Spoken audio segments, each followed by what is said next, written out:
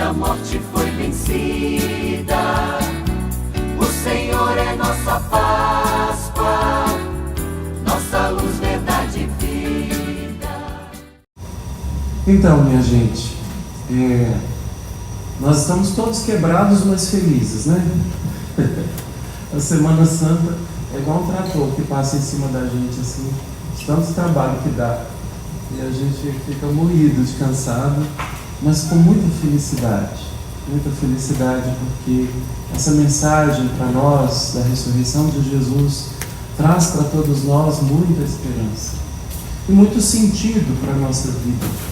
A nossa existência de cristãos só tem sentido a partir da ressurreição de Jesus. Do contrário, a nossa fé, como diz o próprio Paulo, é vã, não serve para nada. Fé vã é fé vazia, ela é oca, né?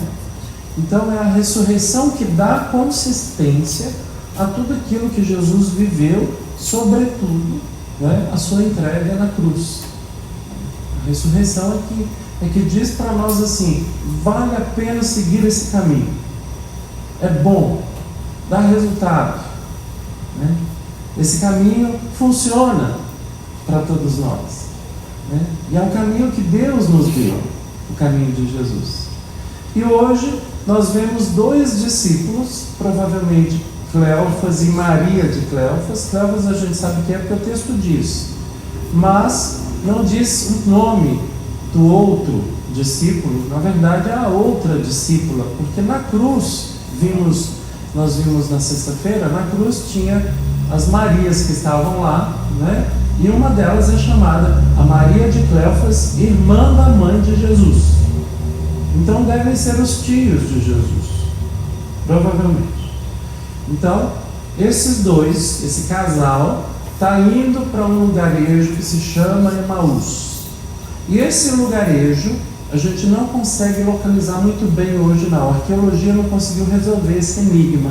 Onde é esse lugarejo? Tem uma suposição de um lugar lá, né, pela distância que é relatada, mas isso também tem a ver com Lucas, porque Lucas não entende muito a Palestina, não entende muito a cultura dos judeus. De vez em quando ele dá umas mancadas que a gente percebe assim, no texto, mas enfim, tá lá. E aí esses dois estão indo para casa. Acabaram as festas, está igual a gente hoje, acabaram as festas. E eles estão desolados. Desolados porque a esperança acabou no coração deles. Aquele em quem eles tinham botado muita confiança, né, parou numa cruz. A cruz é um sinal para os judeus daquele tempo, né? Depois também, claro, ela vai ser um sinal terrível, né? Vai ser sinal de contradição, um sinal escandaloso, porque não se consegue entender como alguém, né, que eles conheceram como um enviado de Deus, um profeta, como eles dizem, né? Profeta poderoso em obras e palavras, fosse parar na cruz e morrer desse jeito ignominioso, vergonhoso. Não só isso. Na Bíblia está escrito que quem morre de pendurado no madeiro de uma árvore, né, esse é um desgraçado. Está no livro dos Números, né? Então Jesus morreu assim. Eles olhavam para aquilo e falavam assim: Deus não aprovou, Deus não gostou. Os romanos quiseram passar essa mensagem, e essa mensagem tinha, da parte dos romanos, tinha um caráter mais político, né? Colocou ele entre dois bandidos para dizer: é um bandido, não sigam o caminho dele. Então vejam que no primeiro momento isso foi um dificultador muito grande para os discípulos, muito grande. E aí esses dois discípulos estão vivendo esse drama que a gente chama de o escândalo da cruz. Então eles contam para o peregrino que se junta aos dois no caminho: nós sabemos que é Jesus, mas os dois não conseguem enxergar Jesus, e esse enxergar Jesus tem a ver aqui com a intenção do texto.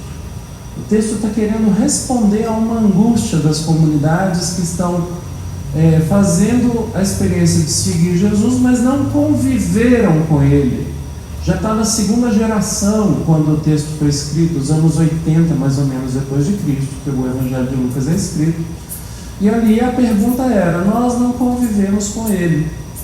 Vocês que conviveram, vocês já estão tudo morrendo, né? Quem viu Jesus face a face já foi. E nós que não vimos Ele, que não convivemos com Ele, como é que a gente vai fazer essa experiência da ressurreição, essa experiência da Páscoa, né? Então o texto tenta responder isso. E aqui a questão da dificuldade de reconhecer Jesus, que aparece em todos os textos da ressurreição, mas aqui nesse texto tem essa função de mostrar que é algo que todo mundo passa, mas que tem um jeito de superar isso e alcançar a mesma experiência que fizeram os primeiros, os apóstolos. Então, eles dois fazem um discurso, né? Porque o peregrino, nós sabemos que Jesus diz assim: o que foi que aconteceu? Né? E aí eles respondem: o que aconteceu a Jesus, profeta, Jesus de Nazaré, profeta poderoso em obras e palavras. Nós esperávamos que fosse ele a esperança de Israel. No entanto, nossos chefes o mataram, né, numa cruz, pregando numa cruz. E isso já faz 3 dias que aconteceram. É verdade que tem umas mulheres aí dizendo que foram ao túmulo e não encontraram o corpo, mas viram anjos dizendo que ele está vivo.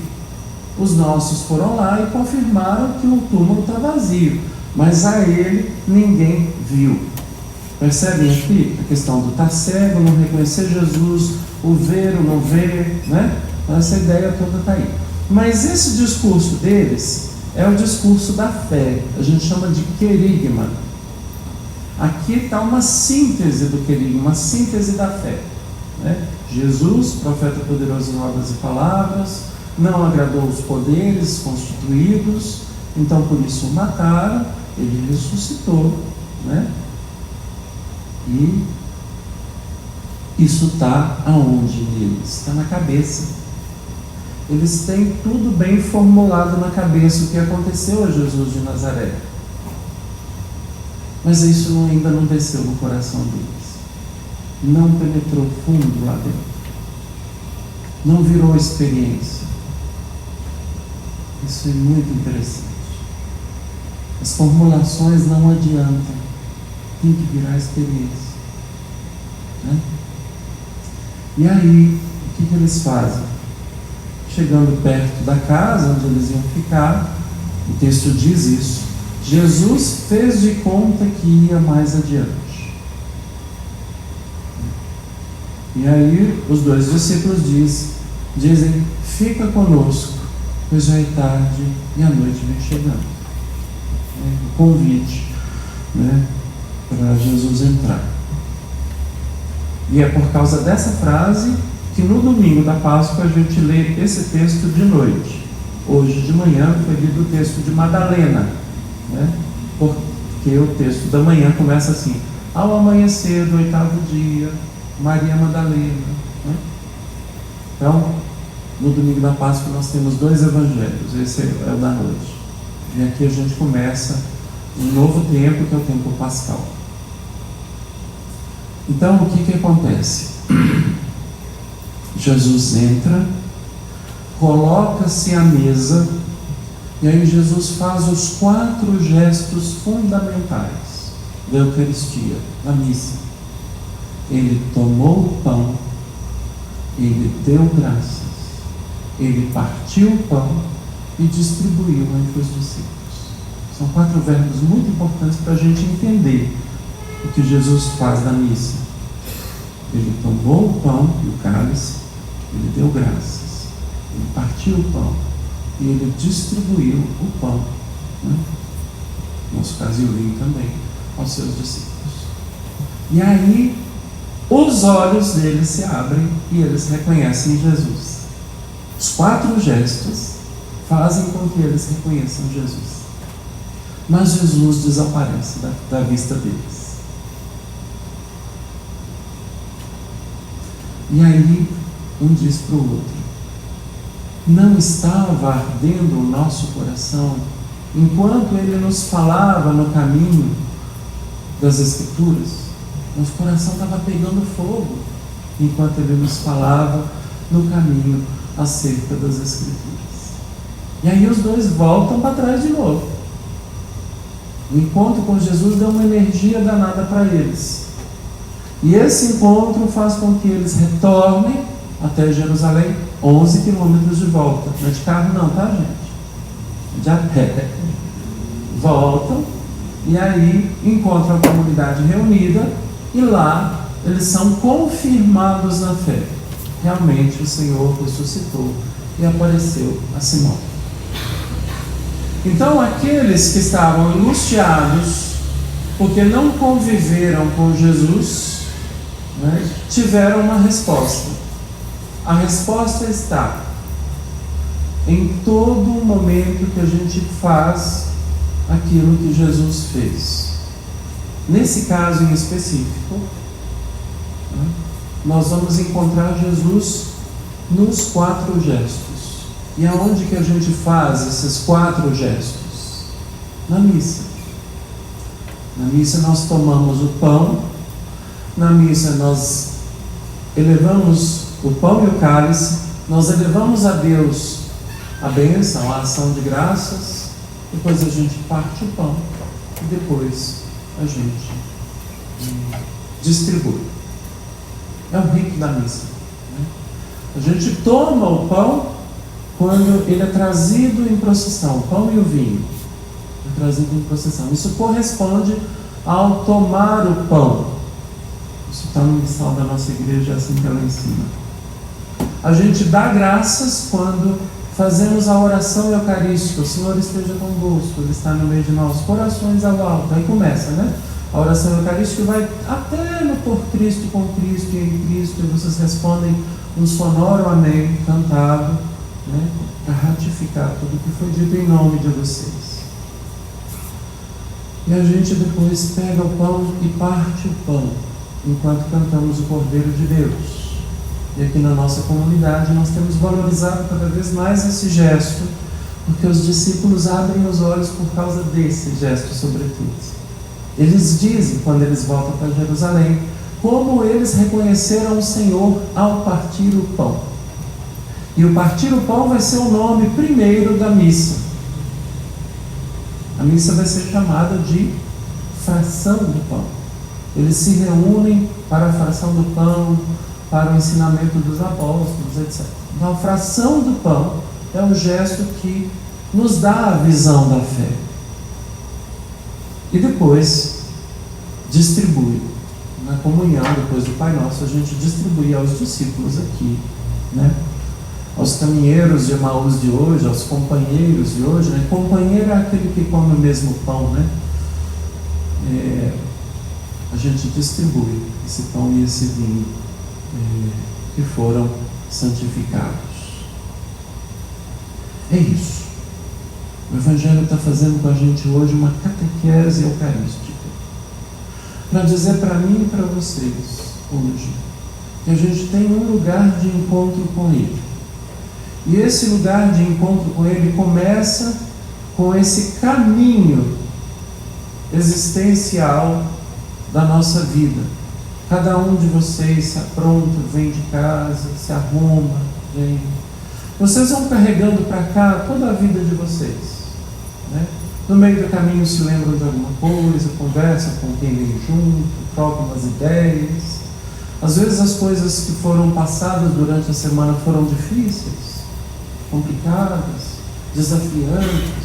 Às vezes foram coisas boas, bacanas, mas a gente vem conversando tudo, vem fermentando tudo. E esse caminho, né, é simbolizado aqui com a procissão que entra com a cruz à frente, né? E aí, reunidos, né, a gente Então se configura como uma comunidade unida em nome de Cristo, junto com Ele, por Ele. E aí Ele mesmo, atenção, nos ensina através das leituras que são lidas. As leituras proclamadas aqui é a própria voz de Cristo falando com a gente hoje. Como vocês são lentos para entender tudo que a Escritura diz a respeito do Messias. Não era necessário que ele passasse por tudo isso. E aí vem o texto dizendo: e começando por Moisés e passando por todos os profetas, explicava nas Escrituras tudo o que dizia a respeito a ele. Então as Escrituras estão todas orientadas. Os textos que a gente lê aqui e escuta, a gente está com o coração sendo orientado para Ele. E ao acender essas velinhas, né, que a gente acende todos os domingos, esse candelabro que a gente chama de menorá, a gente lembra desse fogo que abrasa o coração da gente, que dá para a gente aí, né, uma experiência bonita da revelação, igual aquela lá, quando Moisés encontra a sarça ardente, né, pegando fogo, ou a montanha quando pega fogo na aliança. Agora, nós que seguimos o caminho de Jesus, fazemos essa experiência de arder o coração da gente. E aí depois nos pomos à mesa. Nos pomos à mesa para fazer os gestos dele. E esse gesto fundamental de fracionar o pão, ele é importante porque ele faz a gente olhar para aquilo que é inteiro e se faz aos pedaços. O pão inteiro se faz aos pedaços, para nutrir cada um que veio aqui. Para que cada um, comendo e bebendo desse único pão, nós nos tornemos Ele próprio. Isso é a igreja que diz, né? E quando a gente come esse pão e bebe esse vinho, nós mesmos somos transformados em presença de Cristo no mundo. E aí, nós vamos fazer os gestos de Jesus lá fora. Os gestos de quem dá a mão e defende a mulher pecadora. Os gestos de quem parte o pão para alimentar quem estava com fome. Os gestos de quem põe na mesa, ou se põe à mesa com os pecadores. Os gestos de quem ensina coisas boas e espalha o amor ao invés do ódio. Os gestos de quem se inclina para lavar os pés, e isso pode dizer muita coisa, né? O que é lavar os pés, né? Se não servir. Então, os gestos daqui que nos revelam que Jesus está presente, alimentam os gestos de lá, no mundo, onde a gente pode, então, revelar Cristo para os outros. Mostrar Jesus na vida, né? No caminho, na história da humanidade. Ele não nos deixou. Ele continua com a gente. Então, daqui a pouco nós vamos fazer esses gestos, que é o início da cadeia de outros tantos gestos. E cada um que receber esse pão, esse pedaço do pão único que foi partido entre nós, que cada um então, né, se sinta fortalecido para mais 11 quilômetros. Voltando para as nossas realidades, dispostos a testemunhar que nós estivemos com Ele hoje aqui, na fração do pão. Amém. Aleluia, aleluia. Hoje a morte foi vencida. O Senhor é nossa Páscoa.